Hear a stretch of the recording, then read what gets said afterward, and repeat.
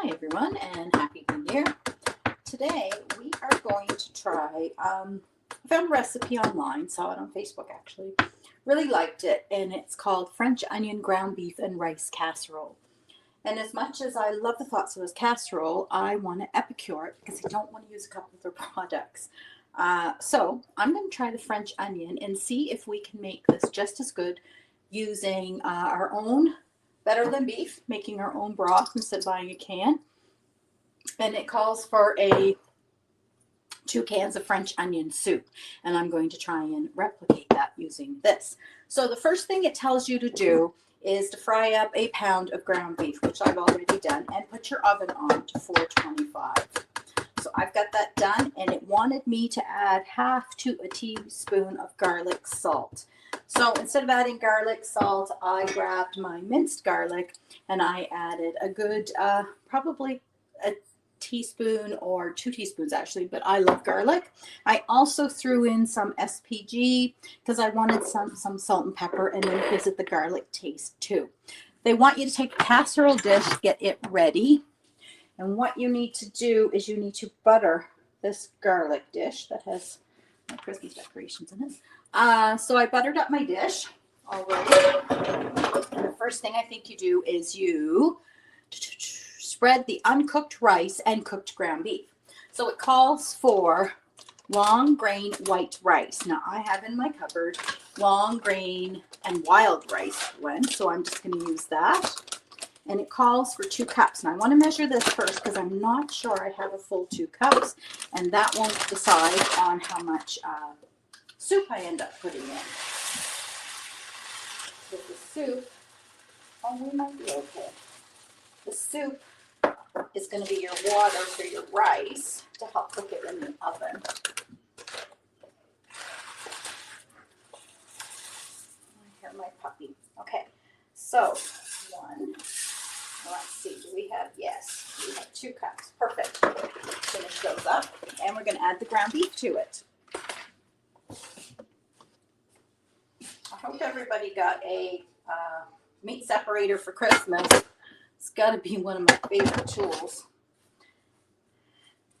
Helps make that ground beef all nice and crumbly. Okay, so you're going to mix the ground beef and the rice on the bottom of your buttered. I put butter on the bottom actually because that's what I had. You could spray cooking spray if you have cooking spray. There. So my rice and my flour, my rice and my ground beef are in there. Now, what do we need to add? Okay, now it says pour in the beef.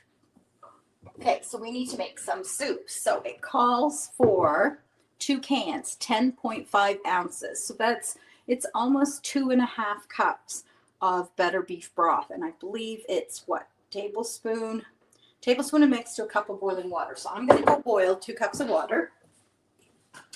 And we will add some beef broth to it, the seasoning, and add that to my casserole. Boil that water. So while that's boiling, I want to tell you about this neat other recipe I found. It's different, but it's called mug macaroni and cheese. And what I thought was this would be great for my kid after school. So you take a 1/4 cup of macaroni and a 1/4 cup of water is what it called for, and you microwave it in your microwave for a minute or 2. Now I played with it, and I ended up adding more water, but found it too much. So I would say 3/4 cup of, no, sorry, 1/4 and 1/4 is 2/8 is half a cup. I would add a 1/4 cup and 1/8 cup of water to a 1/4 cup of macaroni. Put it in your microwave for a minute or 2, depending on the wattage of your microwave. And then when it comes out, add a 1/4 cup of milk and 2 tablespoons of cheddar cheese. And then you put it back in for 30 seconds. And it makes your own little mug of mac and cheese. Now to this, it does taste good, but very plain. I would add some seasoning. I'm going to add some of our pizza seasoning to it because I think that'll give it a really good kick. But you could add SPG, salt and pepper, and another one I thought of was our cheesy fries would be really good added to this. But what a great thing to whip up after school for your kids to eat. and something that our teens could make on their own. Now, my cheese isn't quite melted in there, but that's because I wasn't stirring it in the hot milk. But anyway, it's excellent. It's easy, simple, nothing to it, and you always have the ingredients pretty well in your house: cheese, milk, and macaroni. I always do. So there's an idea for your teens. On the back burner, if you see my pot burning there, I have my monthly supply of pasta sauce cooking with our 2 cans of crushed tomatoes and 2 tablespoons of my Mariana sauce. I love that, and I got to make it because the kids are going to be having pasta tomorrow. Okay, so another new product we have is this super green pesto. I'm going to make that too. I'm curious how it's going to work out. It's replacing our pesto that many of my customers have asked for that we don't have anymore. I'm curious how that works out. Okay, 2 cups of my broth mix, and we are going to add 2 cups, I should say, of boiling water. We're going to add 2 tablespoons of beef broth. Now, this is not enough beef broth. They called for 2.5 cups, but I'm going to start with this, see how it goes. I'm thinking I have 2 cups of rice. You're going to need 4 cups of water, which, yes, and I have also 2 cups of French onion soup to go in, so don't want to overdo it. And yes, I'm taking a recipe and changing it. If you have a recipe that you just love and you would like to epicure it so it's a little bit less sodium, less canned products, you'd like to have more of your own, let me know and I will see what I can do. On Saturdays, I'm hoping to have a question and answer time, and I'm hoping to see many of you there that you can send me your comments and questions and things you're looking for so I can help you with your meals. Okay, so the other thing we need is French onion soup. So I need another 2 cups of hot water, and we're going to try and make French onion soup using the French onion dip.